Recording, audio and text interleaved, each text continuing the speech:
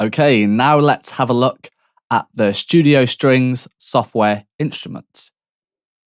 So let's create a new software instruments by hitting the new track button up here, this little plus button, going over to software instrument and then selecting Studio Strings and stereo. Let's hit create. And here is the Studio Strings. So I'm just going to open up musical typing by hitting Command and K. Instantly we can tell that these sounds actually sound pretty good for string samples. They have sampled in and recorded real string players to get these sounds. And if we click on violins 1 here, we get all these different instruments. So we get small section, disco strings, singer-songwriter, string ensemble, or we can have single instruments, violin, violin 2, violas, cellos, and double basses. You'll notice when you play different octaves on here, it will actually be the same as the ranges on these instruments. So for example, play a note down in this octave range, we won't be able to hear this violin because violins can't physically go that low. However, if I change this to double bass, you can hear there's a double bass here because double basses play in this range. Let's click on violins. And my favorite thing about this instrument is the articulation. And one thing we can actually do is set different articulations for different MIDI notes, which I think is absolutely amazing, which we'll look at very shortly. But here we have the different articulations. So we have sustain.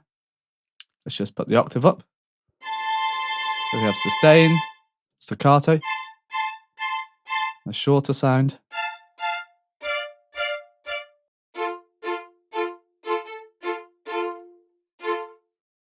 spiccato, full long. It's a good idea to go through all of these just to have a listen to the sound. Full short, scoop fast. That's quite an interesting one. Scoop slow. And like I said, you can have different MIDI notes playing this. So it doesn't have to be, say, scoop slow all the way through. It could just be one little section that has scoop slow. Then we have accented sustain. Then we have crescendo fast, crescendo slow, and a few other ones as well.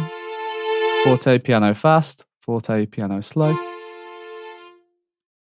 Some of these terms are the classical terms or the Italian terms, glissando. It's a good idea if you're not used to these terms just to physically listen to them all.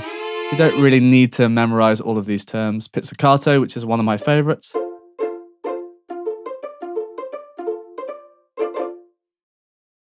Trill, which is also one of my favorites. Trill semi, trill whole. And tremolo, which is a really great sound on this instrument. Create some dramatic music, introductions, build-ups. If you're making film score, anything like that, tremolo can be really fun. And then we have cutoff because we have a filter. So we can filter out some of the higher sounds, bring it back in. This can all be automated as well. Resonance, so we can have a little boost before the cutoff. However, if the resonance is too high at a certain cutoff, it might create a ringing sound, which isn't always the nicest. We have the output volume. We have the attack if you want to come in slower, or if you want a fast attack to enter straight away. Sometimes for strings, a slow attack can be nice. So it gradually builds in. And we can have a fast release, so when I let go of the note now, the sound will stop. If I increase this release, and I let go of the note, let go there, it will still ring out, which is quite nice for string sounds. I do like to add reverb to my string sounds as well. So I do recommend maybe adding some reverb. And going down here, we also have this little drop-down arrow, which will show more controls.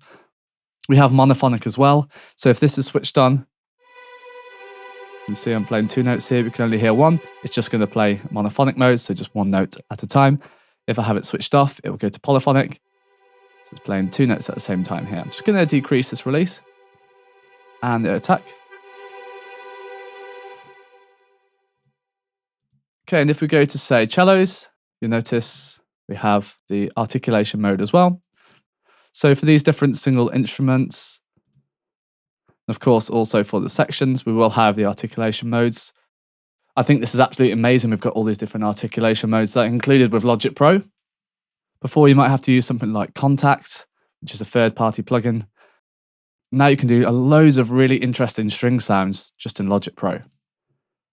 Okay, then we have auto voice split. So when we play in a section like this, it will actually have different notes for different instruments. So for example, the higher ones will be the violins, the lower ones maybe the cellos or the double bass, depending on what section you have.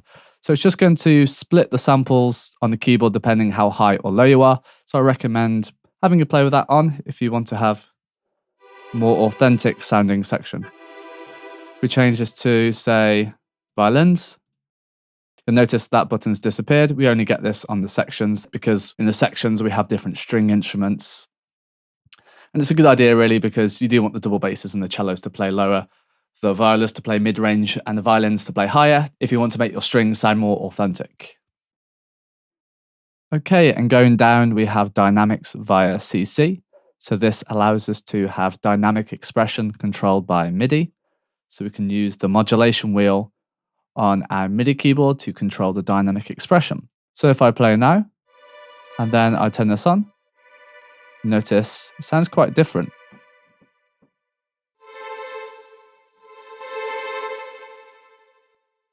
And when I move my mod wheel upwards, it will sound like this. And decrease, the dynamics will change. Okay, and let's have a look down at the advanced settings. Just remember, we need to hit this little arrow to see the advanced settings. So we have some controls for vibrato, dynamics. We can turn on or off legato between transitions. And going over, we have some voice split settings. We can also extend the key range, which will mean we can play the samples out of the range it should be played on the instruments. This may sound a bit artificial and a bit fake. However, if you're just writing in parts quickly, you're just sketching out ideas, this can be useful. So let's just change this to, say, violin. Okay, I have extended key range selected. And let's, just for example's sake, just go really low. And change pizzicato to sustain.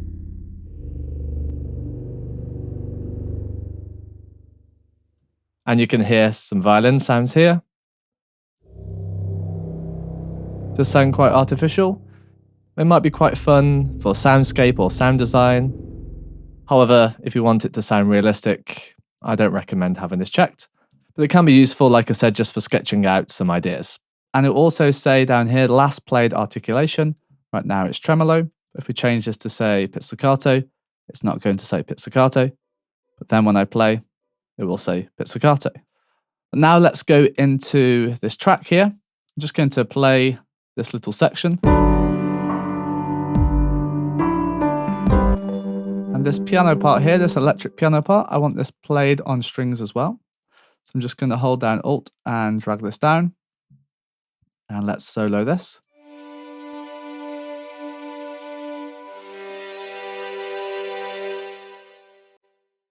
Let's just open up the MIDI information in the piano roll.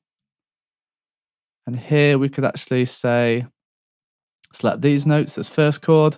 And now you can right click and then we can go down to articulation. So we can choose what articulation we want just for this bit of MIDI information, which I think is amazing. So I'm going to choose tremolo. You notice it goes legato again. This bit I could have tremolo again. So let's go down to articulation, but this time trill whole I'm going to choose. The last time I'm going to right click just for example's sake and go to full long. Let's hear this now.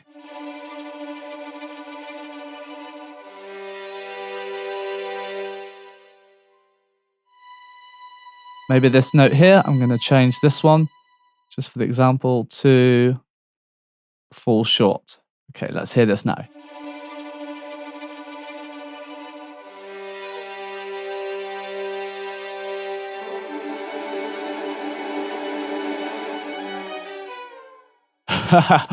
Okay, this might not be the best thing for the song, but for this example, I can show you how you can change these articulations for each individual MIDI note. I've just selected them all now just by dragging over, and if I right click again, I can select articulation. And let's change it back to sustain.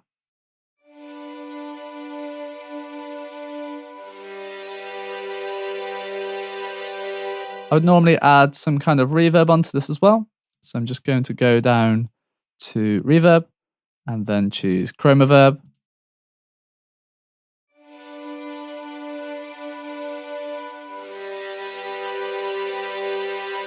So it just sounds a bit lusher, and we could choose, say, a hall.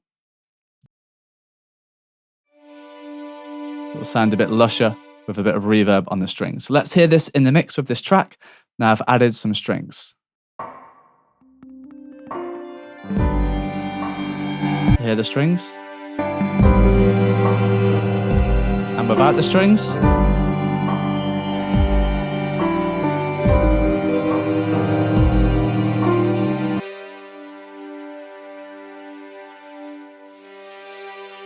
Could always go back into the strings, and I might change this to, say, string ensemble, and let's hear what this sounds like as well.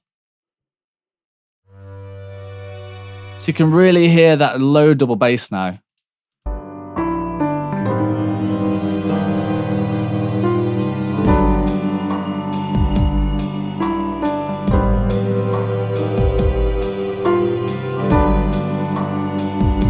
I think that might be a bit too much for this track, so I'm going to go back and just change this to small section, because I do think that low double bass is a bit too much and there's just too many frequencies at that range for this track. But I think for this song, using a small section can really work. So that's how you can use this Studio Strings software instrument in Logic Pro. I hope you found this useful, and I'll see you in the next lecture.